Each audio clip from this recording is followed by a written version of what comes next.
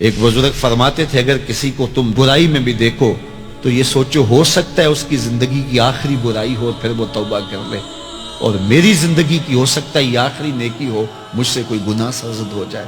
کتنے لوگ ہیں جو مرتبہ کمال پہ پہنچے لڑک گئے، بڑے بڑے لوگ تھے لیکن انجام ٹھیک نہیں ہوا۔ بلعم بن باورا کی مثال ہمارے سامنے موجود ہے۔ بنی اسرائیل کا مستجاب الدعوات ولی تھا، اور جب ہاتھ پھیلا کے منہ پہ ہاتھ پھیرتا تو ہاتھ بعد میں منہ پہ جاتے، قبولیت پہلے ہو جاتی۔ لیکن اسی کے بارے میں قرآن نے کہا نا، مثلہ کمثل الکلب، اس کی مثال کتے کی مثال ہے۔ زبان لٹک گئی تھی، زمین چاٹتا تھا، چونکہ اس کے ہاتھ نبی کے خلاف اٹھ گئے تھے۔ اس نے سمجھا تھا میں مستجاب الدعوات ہو گیا ہوں، اب جو چاہوں جس کے بارے چاہوں بد دعا کر دوں، لیکن بد دعا اپنے حق میں نکل گئی، زبان لٹک گئی۔ اس لیے میاں صاحب بولے، پڑھنے اتے مان کرینا نہ آکھی میں پڑھیا، او جبار کہار صداوے متا روڑ دیوے دودھ کڑیا۔ تو اس لیے ہر وقت ڈرتے رہو۔ ابھی ملیکہ کہتے ہیں میں نے 30 اصحاب رسول سے ملاقات کی ہے، 30 اصحاب رسول سے، تو میں نے ہر شخص کو فکر مند پایا ہے۔ وہ کہتے تھے ہمارا انجام ٹھیک ہو جائے، انجام ٹھیک ہو جائے۔ حضرت سیدنا ابو بکر صدیق رضی اللہ تعالیٰ عنہ، جن کے بارے میں میرے رسول کی زبان سے لفظ نکلے، ابو بکر فی الجنہ، ابو بکر جنتی ہے، لیکن وہ کہتے ہیں ایک چڑیا کو دیکھ کے شاخ پہ بیٹھی ہے، کہا واہ چڑیا کتنی موج ہے تجھے، ایک شاخ سے اڑتی ہے دوسری شاخ پہ بیٹھ جاتی ہے، اور قیامت کے دن تیرا حساب بھی نہیں ہوگا، پسے تو ہم ہیں جن کا حساب ہوگا۔ یہ وہ لوگ ہیں جن کی زندگی دیکھیے، ان الشیطان یفر من ظل عمر، عمر وہ ہے جس کے سائے سے شیطان بھی بھاگتا ہے، لیکن وہ کہتے کاش میں مٹی کا ڈھیلا ہوتا۔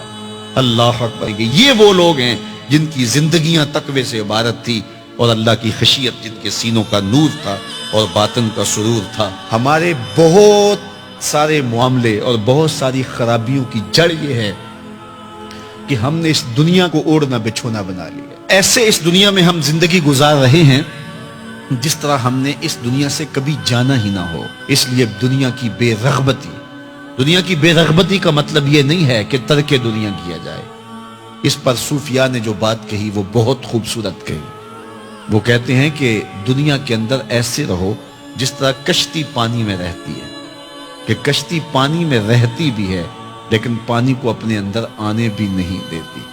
تم دنیا میں رہو، دنیا تمہارے اندر نہ رہے۔ اگر تم دنیا میں رہو گے تو خیر ہے، اگر دنیا تمہارے اندر رہی تو پھر کچھ نہیں بچ پائے گا۔ کشتی پانی میں رہے تو خود بھی تیرتی ہے، اوروں کو بھی تراتی ہے، لیکن اگر پانی کشتی میں آ گیا تو کشتی کو لے ڈوبے گا۔ اس کی رحمت کے دروازے کھلے ہیں، آج ہم اس کی چوکھٹ پہ آ جائیں، کل تو آنا ہی آنا ہے۔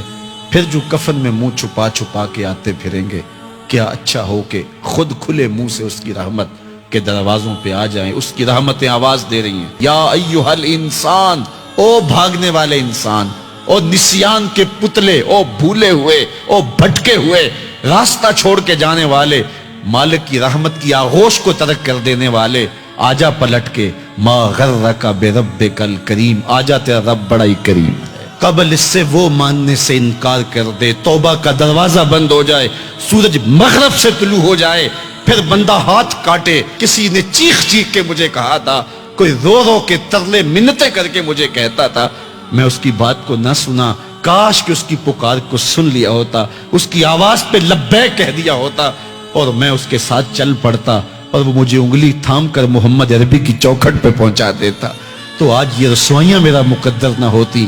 صاحبو آؤ، کتاب رحمت آواز دے رہی ہے، کتاب رحمت تمہاری انگلی تھام رہی ہے اور تمہیں حضور کی چوکھٹ تک پہنچا رہی ہے، اور آمنہ کا لال تجھے اپنے دامن میں لے کے رب سے مغفرت اور بخشش کا پروانہ لے کے دے رہا ہے۔